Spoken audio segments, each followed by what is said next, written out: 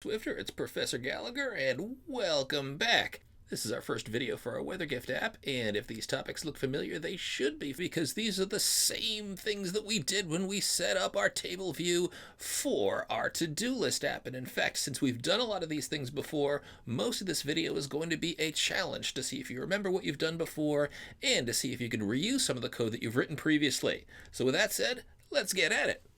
Swifter, since you've got some strong development skills, we're going to start right away with a challenge, because everything we need to do right here in the beginning is stuff that you already know how to do and that you've done a few times. I want you to create a new Xcode project. We'll call that Weather Gift. I want you to create a new file in that project, which is going to be a struct called WeatherLocation, and it should contain three properties: name, which is a string; latitude, which is a double; and longitude, which is a double. Pause. Give it a shot. Shouldn't have any problem. Resume. Let's see how you did. So we'll launch Xcode, click on Create a new Xcode project. We'll create a new single view app. We'll call this Weather Gift. Click on Next. I'm going to save mine right to the desktop, expand my window, and we're ready to begin.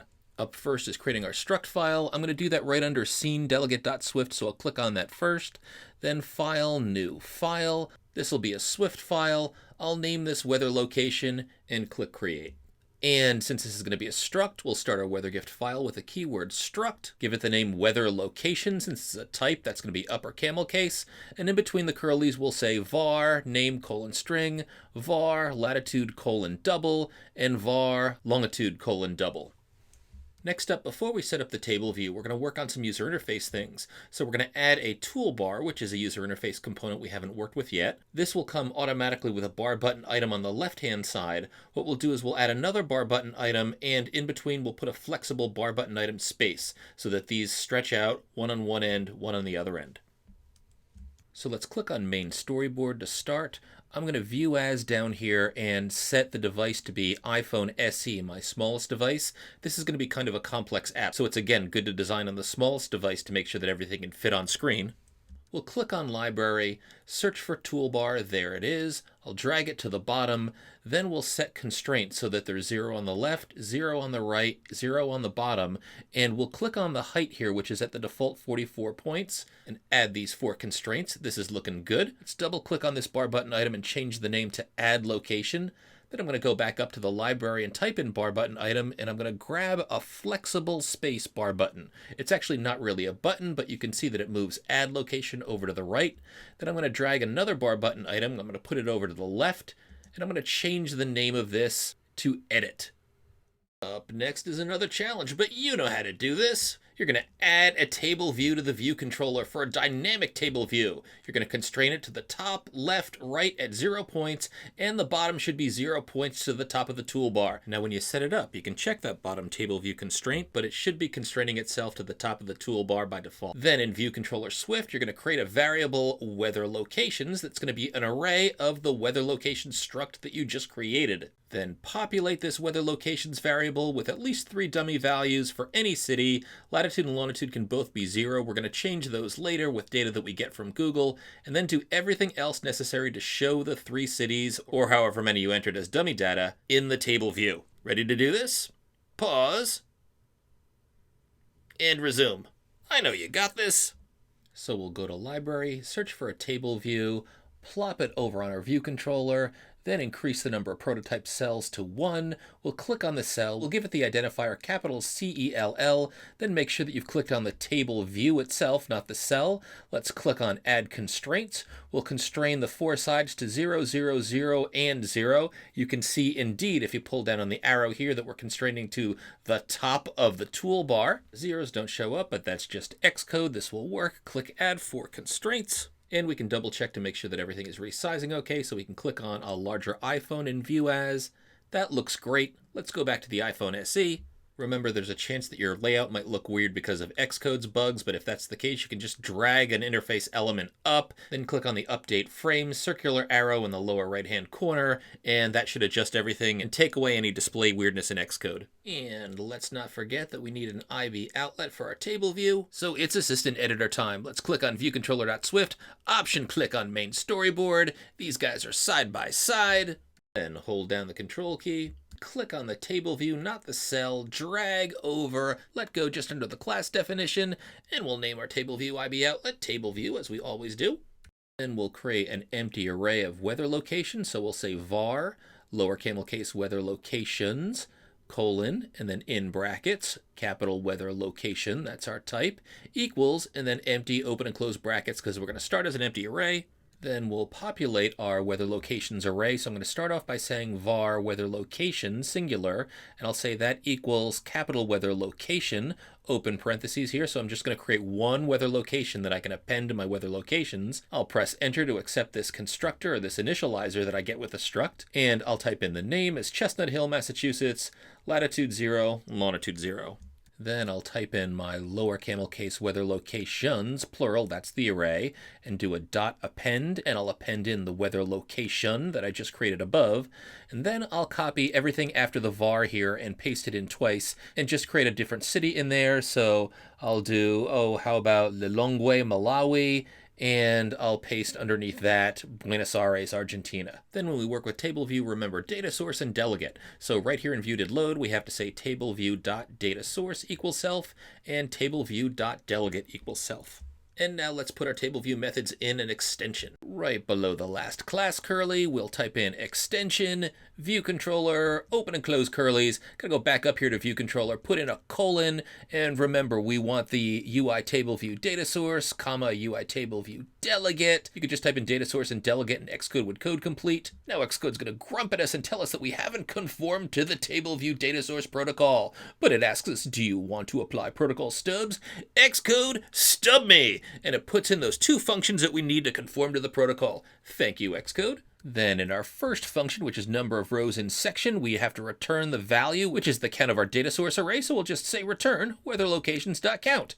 Then down in cell for row at, this is the one where we say let cell equal tableview.dq reusable cells. We want to select the option in here with identifier, and for index path, our identifier is in quotes capital CELL. Remember, that's a table view cell identifier, and our index path is just going to be lower camel case index path. We'll return cell, and then we'll give space in between the two here. This is where we configure our cell, and we'll say cell dot text label question mark dot text equals weather locations in brackets index path dot row close brackets dot name. And I think we're good, and I see that I've got an error up here in view.did_load. I'm going to build and run anyway. Can you guess what that is? And while I'm waiting for the build, this might not have been mentioned in an earlier video, but this thing on the right-hand side is called the minimap. It's a small version of the entire code file that's currently in the editor. And our files aren't that big, so this isn't very useful, but it would be helpful if we had a long file and wanted to see at a glance where our cursor was. So the gray rectangle that you see represents the portion of our code that you can see on screen. And just about all of our code is on screen, so that's why most of this is gray. I'm going to get rid of the minimap by clicking on this icon in the upper right-hand corner. That'll show a tooltip that says Adjust Editor Options, and then I'll just deselect minimap. All right, here we go. What was our error? We have two Lilongwe Malawis in here, and if we go back into view.did_load, we can see that I accidentally pasted in an extra weatherlocations.append. Both of those had Lilongwe in there. So I'll delete one of those. I can build and run again. Everything works fine. Hopefully yours didn't have this problem, but if you did, sorry I led you astray. This last bit can also be a challenge too, because you've done this as well. What I want you to do is to create IB outlets. One should be called edit bar button, the other add bar button. We should have two IB actions, one edit bar button pressed, one add location pressed. Add everything necessary to get the edit, move, and delete functionality working exactly as we did in our to-do list app. And note that you don't need a prepare for segue or an unwind in this app, so you can forget about those. Just get the edit, move, and delete working. Pause. Give it your best shot. I bet you can do it. Why don't you look at your old app? Maybe you can copy and paste and reuse some of that code and resume. And to create outlets and actions, it's once again assistant editor time. So I am going to click on my view controller, then option click on main storyboard. I see these guys side by side. I'll position my files, and then I'm going to control drag from my edit over to the top of my class. I'll call this edit bar button, click connect. Then I'll click on my add location, control drag over, create an IB outlet for that. I'll call that add bar button. Now let's create some actions. So just before the last curly in the class, I'm going to control drag over my add location button, and I'll let go. I'll call this action add button pressed. Make sure that you select that it's a bar button item. Then I'm going to control drag over my edit bar button, name this edit bar button pressed, make sure that I select that it's a UI bar button as well. 2 functions are in there. If I move my cursor over these filled in circles that are in the gutter where the line numbers are, I can see that I'm highlighting the objects that each of these lines with a circle should be connected to in the main storyboard. Everything is connected properly. I'll close out a main storyboard, and I'll make a little space so that I can type some code into edit button pressed, and I do recommend that you enter the code. That's especially helpful as you're learning iOS development, but just to show you how reusable the code is that we've created previously, I'm going to open up our old to-do list application, and inside of to-do list view controller, I'm going to find the edit button pressed function. I'm going to copy all the lines out from inside this IB action. I'm going to return to WeatherGift, and I'm going to paste those lines inside of edit button pressed. And this code is going to work unchanged because our table view is called table view and our add bar button is called add bar button in both of these projects. And I also need 2 functions to move cells and delete cells in a table view. So I'll return to the to-do list.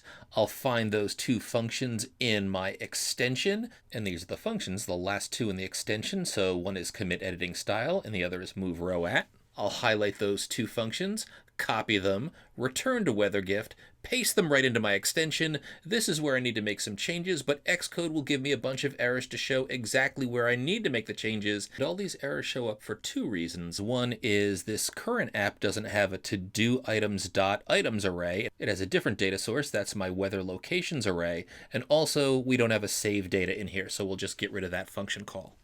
So I'll highlight to do items.items array, replace it with WeatherLocations. I'll highlight WeatherLocations and copy it. Then I'll delete my save data.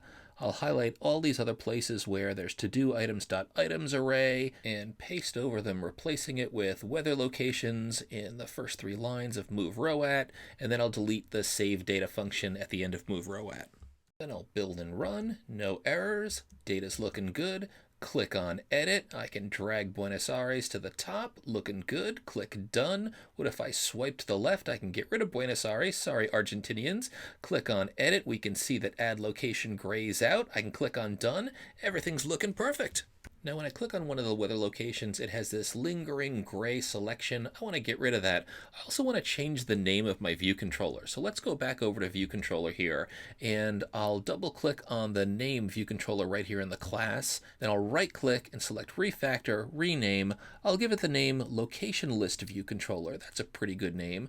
I can see that it changes at every place except for in the comment here. That's not very important, but I'll copy and paste and replace it in the comment too, just for consistency. Now I'll go back into the main storyboard. If I click on my table view cell and go to the attributes inspector, I can go over here into selection, and again it says blue for some reason when it's gray, but I'm going to go ahead and select none. Then if I build and run, I can see that when I click on these different cells, I'm definitely selecting the cells even though you can't tell, but that gray isn't showing up anymore. Everything's looking good. Swifter, hopefully you got this. You were able to build things pretty quickly. Hopefully you're really getting down these different skills that you've learned previously. Keep at it. We're going to go through lots of new concepts soon.